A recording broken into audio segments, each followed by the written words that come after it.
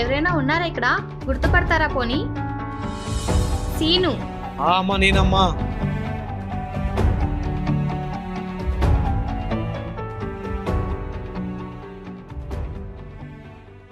అమ్మా ఎవరికి రాని ఆలోచన నీ చిన్న మెదడుకు వచ్చిందమ్మా. దీని గురించి తిరగని చోటే లేదమ్మా. పిక్చర్ కూడా ఆపేసిరమ్మా. నీకు వచ్చిన ఆలోచన ఇంతటితో ఆగిపోకుండా మా నారాయణపేటలో కూడా పెడతానమ్మా. చల్లగుండమ్మా.